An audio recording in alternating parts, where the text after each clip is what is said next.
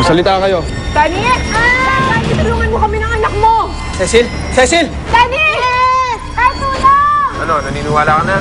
Ano bang atraso ko sa inyo at tinitira niyo ako ng ganito? Nalalaman mo rin ang lahat. Ang importante ngayon, gawin mo ang inuutos ko. Ano bang gusto mong gawin ko, ha? Hold upin mo ang Minimart. Hindi ko dudumisan ang pangalan ko. Wag! Warning shot pa lang yan, Danny. Sa susunod, pamilya mo na papatamaan ko. Kaya tulungan mo kami, natatakot ako! Gagawin ko na yung pinagagawa mo. Pasensya na kayo, ha? Pero hold up to! Pero dapat sa loob! Kuno mo! Oo, may lahat ng pera dyan. Lagay mo sa plastic. Bilisan mo! Bakit mo binuksan yung TV? Dahil gusto kong makita mo ang asawa mo. Alam naman nating lahat na sumikat siya dahil sa balita. Kumpirmado Ngayon, nga po sisikat na pa siya lalo ngayon dito sa pag-hold up niya dun sa Minimart. Ayon sa impormasyon, isang pulis ang nango-hold up. May kuha po kami sa naturang kaganapan ngayon. Ayon sa nalagap ng impormasyon, ang pulis ay si SPO4 Danilo Evangelista. Tingnan mo kung paano bang hold up ang magaling at malinis mong asawa.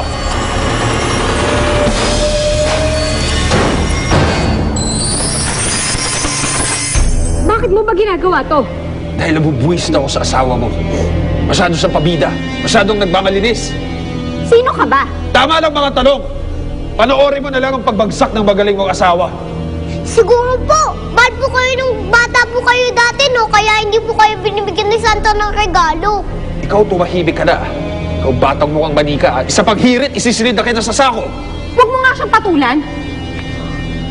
Jillian, makinig na lang tayo sa kanya. Sumunod na lang tayo. Quiet ka lang, pwede ba? Sige po, kahit na po ako. Ilabas mo lahat ng pera dyan! Ilagay mo sa plastic! Bilisan mo! Opo.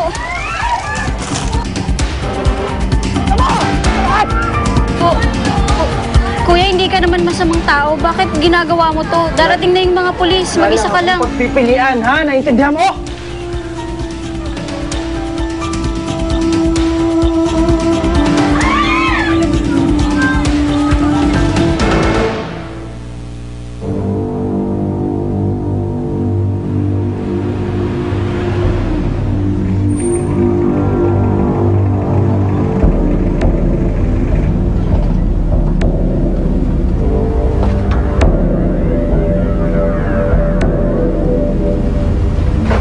Pera.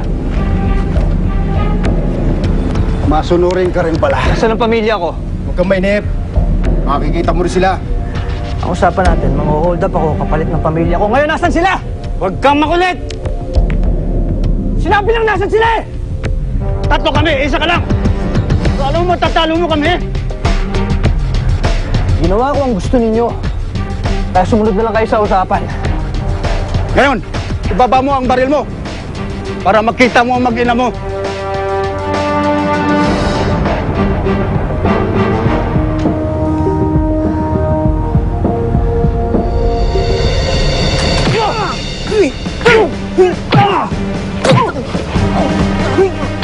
Hirapan mo kami ha!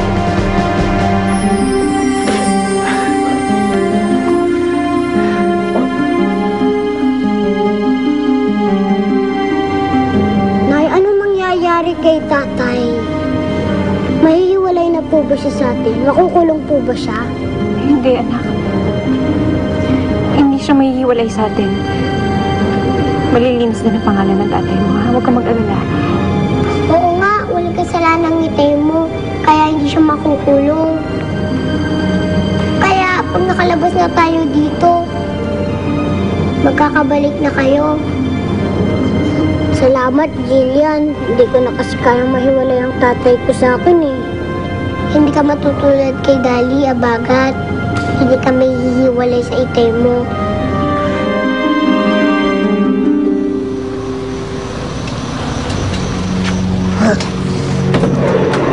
Baba! Wala bang sumunod sa inyo? Wala, bossing. Sinisigurado namin walang makakabutot. Mabuti. Asan ako? Sa impyerno ka. Ikaw bang may pakana nito? Ha? Walang iba. Sino ka talaga? Ha? At anong atraso ko sa'yo? Marami kang atraso sa akin, Evangelista. Masyado kang pabida. Sino ka ba?